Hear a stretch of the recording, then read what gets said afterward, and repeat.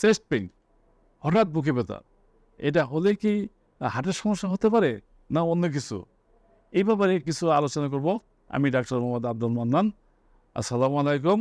Associate professor cardiology, বর্তমানে আমি delta medical কলেজে কনসালটেন্ট হিসেবে কর্মরত আছি।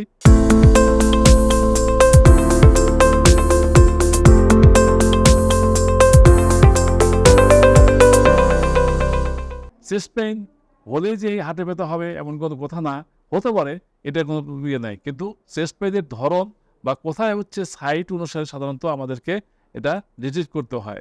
একজন মানুষ যদি বলে আসে যে এইভাবে দেখায় যে আমার এখানে বুকে ব্যথা হচ্ছে আর কি, তাহলে আমাকে ধরে নিতে হবে তার হচ্ছে হার্টের সমস্যা হতে পারে। কিন্তু একজন মানুষ এসে বলল যে এখানে আমার বুকে ব্যথা করছে, এক আঙুল দিয়ে দেখালো, তাহলে কিন্তু সেটা কিন্তু আমাদেরকে ধরে নিতে হবে সে সাধারণত এখানে হার্টের সমস্যা না হওয়ার সম্ভাবনা বেশি। এখানে সাধারণত যে সমস্ত মাংসপিণ্ড আছে বা যা চেস্টে যে জয়েন্ট আছে আর কি, সেই জয়েন্টের ব্যথা হতে পারে। আবার অনেকে দেখা যাচ্ছে যে হঠাৎ করে তার চেস্ট পেইন হচ্ছে, বাম সাইডে ব্যথা হচ্ছে আর কি, কিন্তু দেখা গেল যে তার কন্টিনিউয়াস পেইন হচ্ছে। কন্টিনিউয়াস পেইন কখনোই হার্টের পেইন না। এটা সাধারণত 5 মিনিট থাকে, 20 মিনিট থাকে, 10 মিনিট থাকে, তারপর অটোমেটিক সেটা হচ্ছে কমে যায় আর কি। কিন্তু একজন মানুষের যদি চেস্ট পেইন কোনো কারণে অন্য কারণে হয়, যে লাংসের কারণে হতে পারে, অথবা তার হচ্ছে মাসল পেশির জন্য হতে পারে, অথবা ঘাড়ের ব্যথা যেটা সেটা বুকের দিকে আসতে পারে, পিঠের ব্যথা সামনের দিকে আসতে পারে। এই ব্যথাগুলো সবসময় একটা সবসময় যদি একটা পেইন, একটা চিনচিনে ব্যথা থাকবে আর কি। এই ব্যথা সাধারণত অনেকক্ষণ ধরে থাকে এবং এই ব্যথা সাধারণত মুভমেন্টে বেশি হয়। এই মুভমেন্টে যে ব্যথা বেশি হয় তাহলে বুঝতে হবে যে এটা তো হার্টের পেইন না। তাহলে আমাকে চিন্তা ভাবনা করতে হবে যে আসলে এটা হার্টের ব্যথাকে দেওয়া আর কি। কাজে হার্টের পেইনের যে আমাদের ধরন, সেটা হচ্ছে যে আপনাকে compressive type of chest pain হবে, বুক চেপে ধরবে আর কি। আর তার সঙ্গে হচ্ছে যে আপনার একটু মনে হবে যে আপনি মৃত্যুর মুখে পতিত হচ্ছেন আর কি। আবার শরীরের মানে ঘাম দেবে, আপনার একটু ভয় ভয় ভাব হবে আর কি। এবং পেইনটা যে এখান থেকে হাতের দিক দিয়ে আপনার রেডিয়েট করবে আর কি। আবার কিছুক্ষণ পরে দেখা যাবে যে 5 মিনিট 10 মিনিটের পেইনটা আবার সাবসাইড করে যাচ্ছে অটোমেটিকলি আর কি।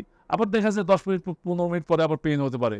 কিন্তু অন্য যে পেইনগুলো আছে তার সঙ্গে অ্যাসোসিয়েটেড কিছু ফিচার থাকবে। যেমন হচ্ছে যে যে পেপটিক আলসারের পেইন হচ্ছে বুকের দিকে বুক জ্বালা-পোড়া করতে পারে আর কি। সেটা খাওয়ার পরে বেশি হতে পারে, খাবার আগেও বেশি হতে পারে। অথবা যেটা হচ্ছে যে নিউমোথরাক্স যেটা চেস্টের জন্য হয়, সেটা যদি দেখা যাবে তার শ্বাসকষ্ট হচ্ছে।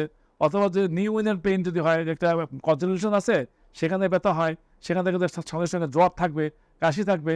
তারপরে যদি আমি পেশেন্টকে যদি জিজ্ঞেস করেন যে তা আপনার ঘাড়ে কোনো ব্যথা আছে কিনা, তখন সে বলবে যে হ্যাঁ স্যার ঘাড়ে ব্যথা আছে, ব্যথাটা এইদিকে নামে আসে। তাহলে আমাকে পরীক্ষা করে দেখতে হবে যে ঘাড় থেকে পেইনটা আসতে পারে। আবার তাকে জিজ্ঞাসা করতে হবে যে আপনার পিঠে কোনো ব্যথা আছে কিনা। সে বলে যদি পিঠে ব্যথা আছে, তাহলে পিঠেই চাপতে দেখবেন যে ওই পেইনটাই সামনে আসতেছে কিনা। এই সব কিছু চিন্তা ভাবনা করে আমাকে ক্লিনিক্যালি একটা ডায়াগনোস করতে হবে যে হার্টের ব্যথা কিনা অথবা অন্য কোনো কারণ কিনা আর কি। তারপরে কিছু ইনভেস্টিগেশন আছে, যেমন ইসিজি আছে, সে এক্স-রে আছে, তারপরে কিছু এনজাইম টেস্ট আছে, করে আমি ডিসিশন নেব যে আসলে এটা হার্টের পেইন না মানে অন্য কোনো কারণে পেইন হচ্ছে আর কি। তাহলে এটা পরিষ্কার যে শুধুমাত্র বুকে ব্যথা হলেই যে হার্টের সমস্যা হবে এমন কোনো কথা নয়। ডাক্তার হিসাবে এবং যারা ডাক্তারের সঙ্গে জড়িত, যেমন সিস্টার, মেডিকেল অ্যাসিস্ট্যান্ট, তাদেরকে ট্রেনিং দেওয়া প্রয়োজন যে বুকের ব্যথা হলেই হার্টের সমস্যা না, এবং অন্য কোনো কিছু হতে পারে। কাজে এই ব্যাপারে আমাদেরকে কিছু ক্লিনিক্যাল নলেজ রাখতে হবে, যাতে আমরা এই দুইটা জিনিস, হার্টের ব্যথা এবং অন্য অন্য ব্যথা সেপারেট করতে পারি। সবাইকে ধন্যবাদ।